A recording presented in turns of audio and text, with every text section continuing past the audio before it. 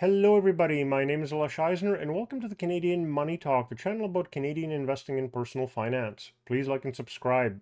I put out a video per week, so make sure you ring the notification bell to get notified each time one comes out. If you've been saving and investing your whole life, how do you get the money out when you want to stop working and retire? This video is about systematic withdrawals to generate income in retirement. This is a difficult question to answer because systematic withdrawals and dividends and bonds aren't mutually exclusive, and you can set up a systematic withdrawal with dividend payers and bonds or systematically sell some assets to fulfill the required cash flows. Let's look at some details about both of these elements. So first of all, when you turn 71, you'll have to convert your RRSP to RIF and start withdrawing 5% per year at 71, which increases as you age. So a systematic withdrawal will help to make sure that you withdraw at least the required amount. Partially deregistering an RRSP can include fees with certain brokerages, such as Qtrade, as you see here. So converting a RRSP to a RIF has the benefit of avoiding this. FYI, converting an RRSP to a RIF will give you another benefit as well. If you receive income from sources such as pension plan, certain annuities, registered retirement income fund, or other locked-in registered retirement income funds, you may be able to claim a tax credit on the amount of up to $2,000 of that income. The federal tax credit rate is 15%, resulting in a maximum federal tax savings of $300, which is the 2,000 times 15%. There are also provincial and territorial pension income tax credits. Back to the systematic withdrawals. You can use the 4% rule, which I've done a video about. The 4% rule would be a good guideline as to how much you can systematically withdraw, because that withdrawal rate has been shown to not have your portfolio run out of money for 30 plus years.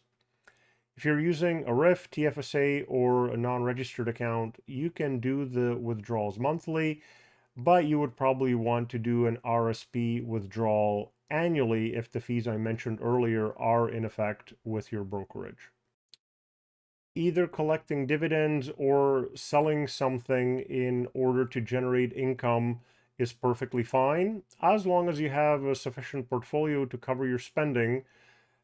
So doing some algebra on the 4% rule, you need 25 times the amount you want the portfolio to cover in your portfolio. So for example, if you want 50,000 annual income, means you need $1.25 million portfolio.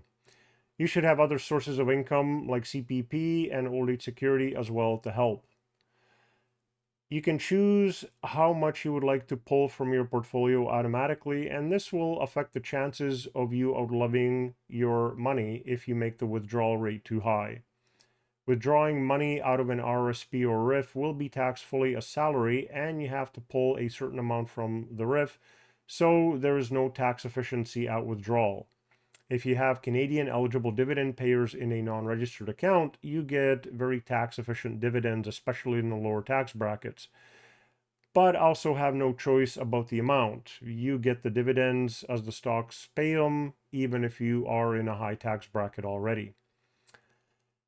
Dividends on Canadian stocks are averaging about 3%, but if you pick specific companies, you can easily get 5%, which are on top of any share appreciation, thereby allowing a higher payout rate than the 4% rule.